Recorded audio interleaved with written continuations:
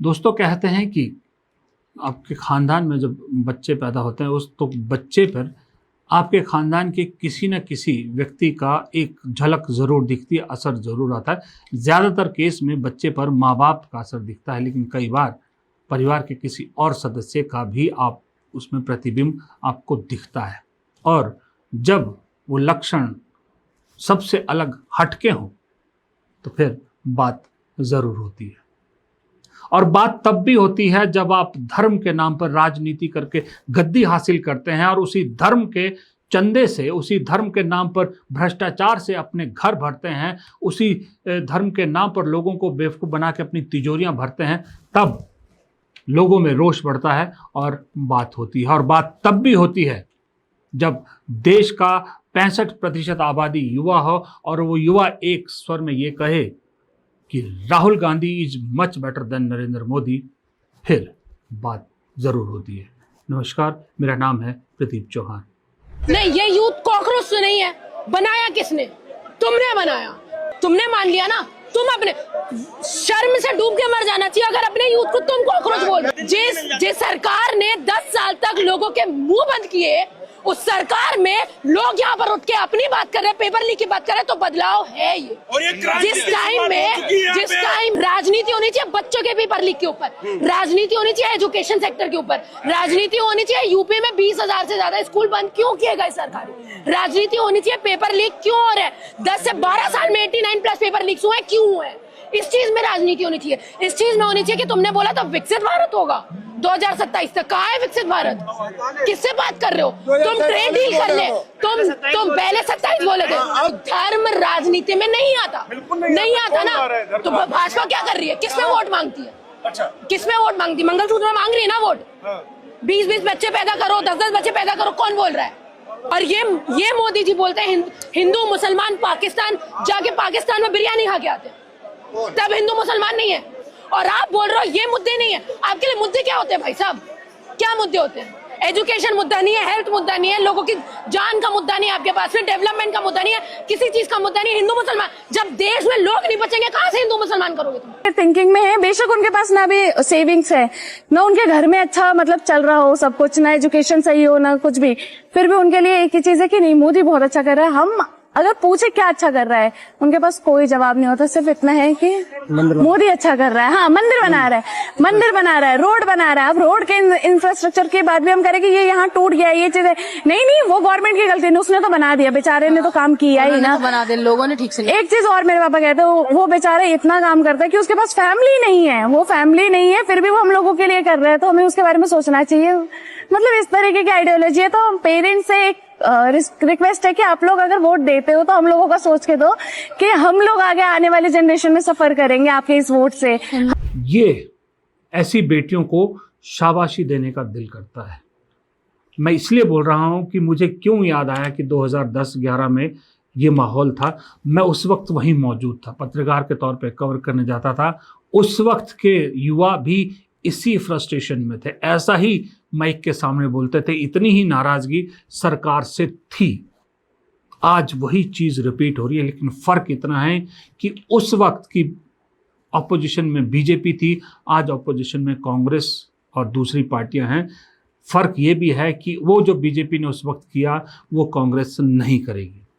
BJP ने लोगों का जो गुस्सा था, लोगों का फ्रस्ट्रेशन था, उसको पीछे से एक आंदोलन का रूप दिया, उसे भुनाया और फिर सत्ता हासिल कर ली। और जिसके कंधे पर चढ़कर उस सत्ता हासिल की, बाद में उसको भी निपटा दिया।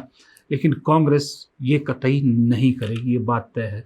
कांग्रेस जो कर रही है अपने दम पर कर रही है। कांग्रेस चाहती है कि अगर हमें इस देश की जनता सत्ता सौंपे तो हमारी खुद की मेहनत पर सौंपे, वरना कांग्रेस के लिए बहुत आसान था कांग्रेस के लिए कि ये जो सीजेपी है, अपने यूथ कांग्रेस और एनएसयूआई का जो प्रदर्शन पूरे देश में चल रहा है, राहुल गांधी जो कर रहे हैं, वो सब सीजेपी को समर्थन देते, उनके साथ आ जाते, जुट जाते, राहुल गांधी जंतर मंतर पर पहुंच जाते।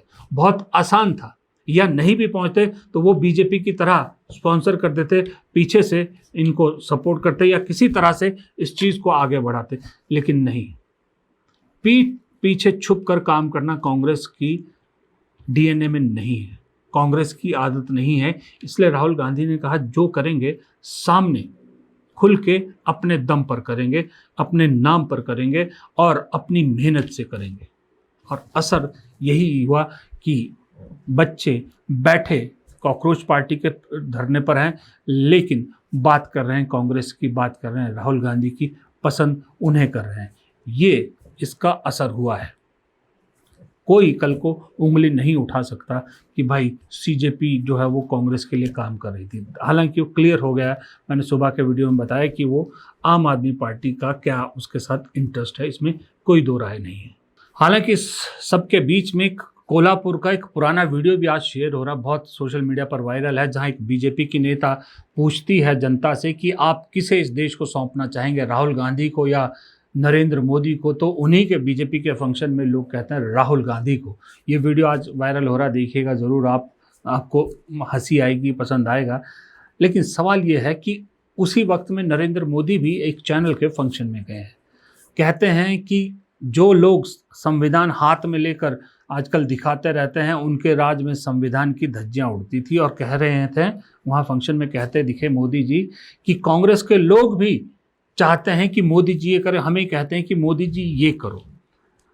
देखिए, सबसे बड़ी बात प्रियंक खड़गे ने ठीक कहा कि मोदी जी अगर संविधान पर किसी को ज्ञान ना ही दे तो बेहतर है, क्योंकि जिस संघ ने उन्हें यहाँ तक पहुँचाया, उस संघ ने तो कभी संविधान को माना ही नहीं। रही दूसरी बात, जो मोदी जी कहते हैं कि कांग्रेस भी मोदी से चाहती है कि वो ये करे जो भी काम है, तो सत्ता में आप हैं मोदी जी, आप ही से तो कहेगी विपक्षी पार्टी कि मोदी जी ये काम कीजिए। क्या हर चीज़ के लिए कांग्रेस यही कहेगी कि हम करेंगे हम करेंगे? कांग्रेस कहाँ से करेगी जब कांग्रेस सत्ता में है ही नहीं। जो सत्ता में है उसी से तो पूछा जाएगा। इसीलिए तो आज कांग्रेस मध्य प्रदेश के मुख्यमंत्री से सवाल पूछ रही है कि भाई साहब, ये जो इतना बड़ा घोटाले का इंडियन एक्सप्रेस अखबार ने खुलासा किया है, इस पे कुछ तो एक्शन होगा कि नहीं होगा? मध्य प्रदेश में भ्रष्टाचार का पर्याय भारतीय जनता पार्टी का शासन चल रहा है।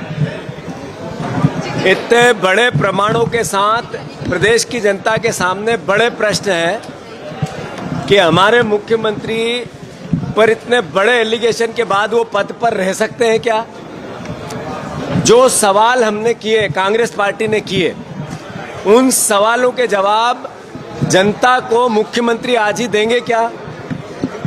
जो जमीनों का इतना बड़ा लेन देन मुख्यमंत्री बनने के बाद, 21 से मंत्री बनने के बाद मोहन यादव और उनकी फैमिली ने अर्जित किया, इसकी एक एक पहलू सार्वजनिक होगा क्या?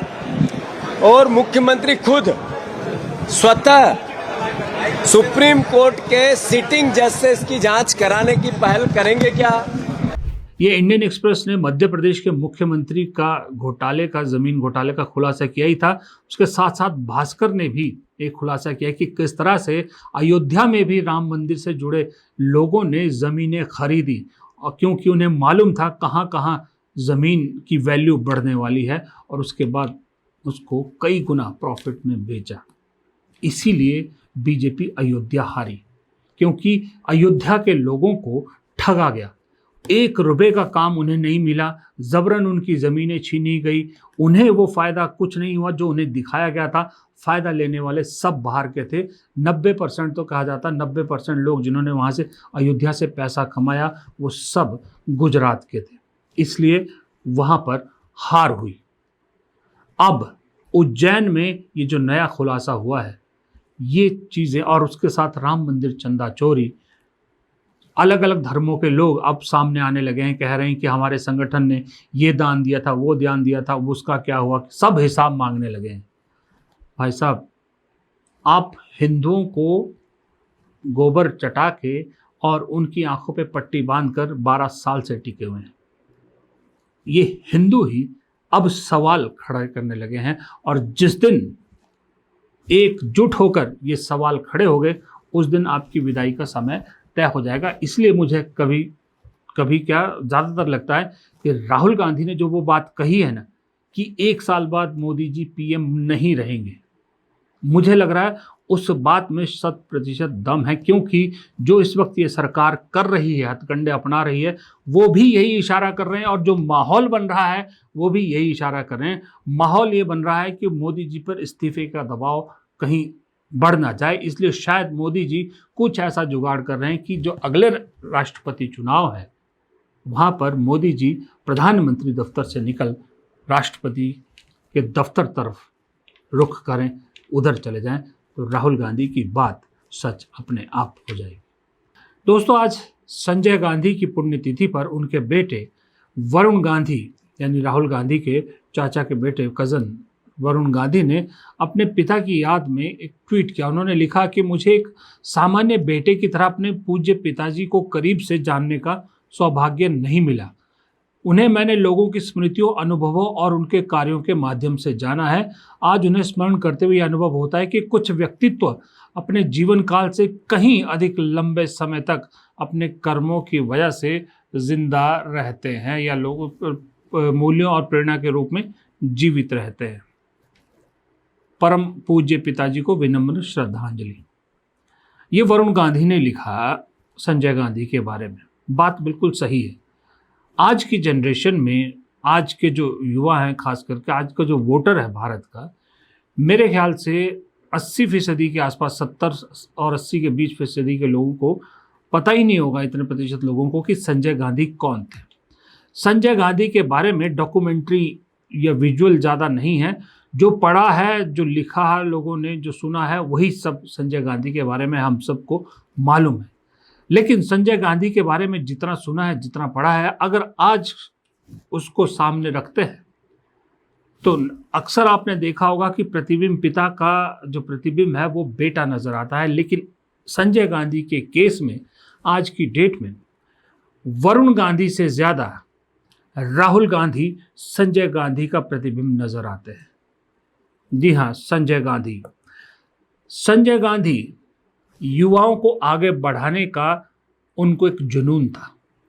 देश में औद्योगिक क्रांति लाने का जुनून था। देश में अपने देश के छोटे छोटे उद्योगों को बड़ा करने का उनका सपना था। नए पेड़ लगाना, या यूं कहें कि वन संरक्षण, उनका एक जुनून था। स्पोर्ट्स पसंद करते थे, फिजिकली फिट थे। अब ये सारे कैरेक्टरिस्टिक्स आज आपको राहुल गांधी में नजर आते हैं। राहुल गांधी भी युवाओं की बात करते हैं। राहुल गांधी भी सिर्फ 2 उद्योगपतियों को छोड़कर बाकी डूबते एमएसएमईज की बात करते हैं, छोटे उद्योगों को बढ़ाने की बात करते हैं। राहुल गांधी भी वन संरक्षण की बात करते हैं, जिसके लिए वो निकोबार तक जाकर आते हैं। और राहुल गांधी स्पोर्ट्स लवर है, फिजिकली फिटनेस पे बहुत ध्यान देते हैं, ये भी किसी से नहीं छुपा है।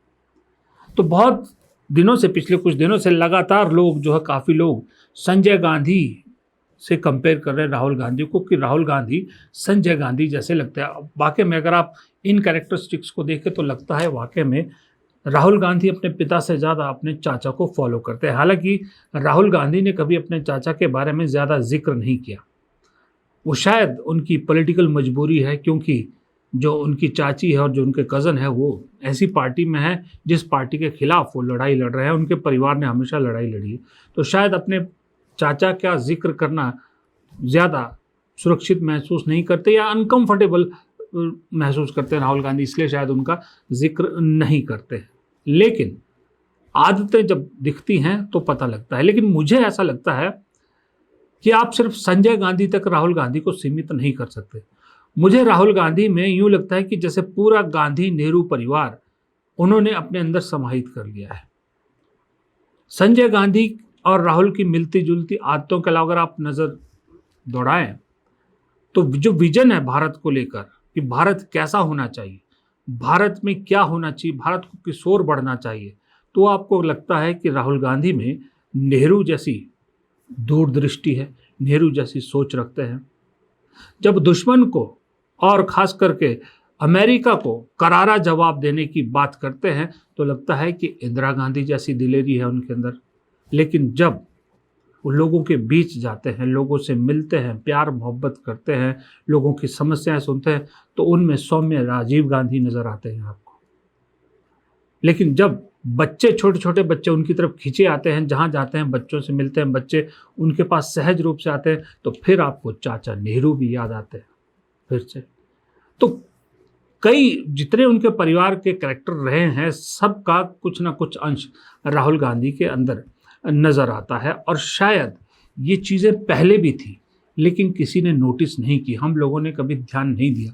अब जब राहुल गांधी एकमात्र ऐसी आवाज़ दिखती है, पूरे देश को समझ में आ गई कि एकमात्र आवाज़ है जो सीधा पूरे सिस्टम से टकरा रहा है, जो जिसे आज की डेट में चाहे वो पत्रकार उन्हें पसंद करे ना करे, एक बात पर सारे पत्रकार, सारे विद्वानगण, सारे विश्लेषक इस बात पर सहमत है कि आज की डेट में सबसे बहादुर पॉलिटिशियन राहुल गांधी है।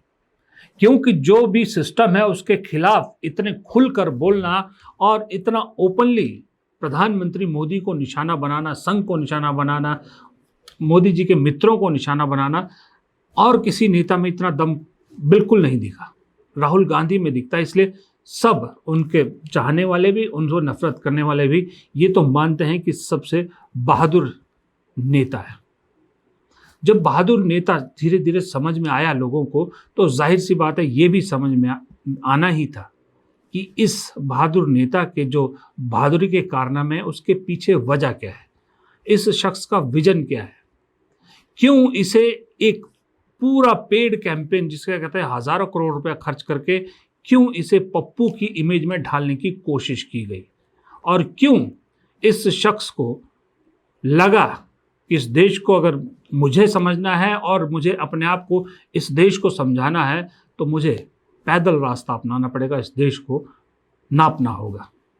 और असर आपके सामने है। इसलिए आज की डेट में इस देश में 65% आबादी युवाओं की है। दुनिया का one of the youngest nation है भारत, जहां 65% आबादी युवाओं की है। वो युवा जिन्होंने ना नेहरू, इंदिरा, राजीव तो छोड़िए, जिनको मनमोहन सिंह सरकार के बारे में भी ज़्यादा जानकारी नहीं है, क्योंकि पिछले 12 साल में अगर उन्होंने कुछ सुना है तो सिर्फ मोदी मोदी मोदी मोदी सुना है। इसलिए उनके सामने तो एक ही चेहरा आता है, मोदी। लेकिन आज जैसे जैसे राहुल गांधी की बात वो समझ रहे हैं, जैसे जैसे इस सरकार का क्रियाकलाप देख रहे हैं, उस जनरेशन में भी राहुल गांधी पहली पसंद बन गए हैं। कहीं ना कहीं लग रहा है कि मोदी जी भी अब सरकार चलाने में कहीं ना कहीं डगमगा रहे हैं। बहुत ज़्यादा, बिल्कुल वो डरे हुए हैं। बिल्कुल एक तरफ कांग्रेस इतने बड़े बड़े प्रोटेस्ट एंड रैलीज कर रही है, अभी स्टूडेंट्स के साथ भी इतना किया है, यहाँ पर भी चल रहा है, तो कहीं ना कहीं उन्हें दिख रहा है कि जो अपोजिशन है वो भी स्ट्रांग हो रहा है और जो ऑप्शन जैसे CJP है वो भी स्ट्रांग हो रहा है। तो कहीं ना कहीं उन्हें डर है और वो डर के मारे ही ये सब उल्टे सीधे डिसीजन ले रहे हैं। वो झुकना नहीं चाह रहे, उन्हें पता है कि अगर एक बार झुक गए तो फिर उन्हें झुकना ही पड़ेगा और पूरी सत्ता उनकी गिर जाएगी। सवाल वही है, मोदी नहीं तो फिर कौन? राहुल गांधी। देखो फिर आपको कांग्रेस कह दिया जाएगा। क्यों कांग्रेस? राहुल गांधी और कांग्रेस में यार देखो, राहुल गांधी का सपोर्ट करना, वो एक अच्छे पढ़े लिखे इंसान है, ठीक है ना। मैं कांग्रेस में कोई शामिल नहीं हूँ, बट एक पढ़ा लिखा एजुकेटेड इंसान जिन्होंने आज तक जो जो बातें बोली हैं वो सारी सही साबित हुई हैं। इसीलिए हम राहुल गांधी का, मैं पर्सनली राहुल गांधी का सपोर्ट करती हूँ, और कोई क्या करता है मुझे उससे मतलब नहीं है। I personally support Rahul Gandhi और मुझे राहुल गांधी पसंद है। देखिए, ये जो इस वक्त देश में चल रहा है ना, ये आप अपने दिमाग पर जोर डालिए और देखिए कि समय का चक्र घूमकर फिर से 2010-2011 में पहुंच गया है। 2010-2011 जब इस देश में एक बहुत बड़ा टर्मोइल आया था, जिसने पूरी UPA सरकार को हिला दिया था, उखाड़ फेंका था 2014 में, और तब से आज तक एक ऐसी शख्सियत या ऐसी पार्टी को सत्ता सौंपी थी जो आज इस देश का क्या हाल कर रही है वो बताने की ज़रूरत नहीं है। 2010-2011 में जो हो रहा था, एक तरफ 2G स्कैम भ्रष्टाचार, एक तरफ कोलगेट स्कैम भ्रष्टाचार, कॉमनवेल्थ गेम भ्रष्टाचार, एक तरफ निराश युवा इस देश का, ये सब चीज़ें मिलके भुनाया गया, बाकायदा एक आंदोलन चलाया गया। उस आंदोलन को एक ऐसी शेप देगी कि जिसका सीधा फायदा BJP और संघ को हो, और वो एक ऐसा चेहरा उन्होंने सामने किया जिसने सपने बेचे, सपनों का सौदागर जिसे कहा जाता था, और फ्रस्ट्रेटेड देश के युवा, देश की जनता ने उन सपनों को खरीदा और सत्ता उसे सौंप दी। आज ठीक वैसा ही वक्त वापस आ गया है जब आपके सामने राम मंदिर जैसे, जहां जो सत्ता, जो सरकार बनी ही हिंदुत्व के नाम पर है, हिंदू हृदय सम्राट अपने आप को कहते हैं, हिंदू रक्षक कहते हैं, वहाँ पर राम मंदिर में चंदा चोरी का मामला आता है।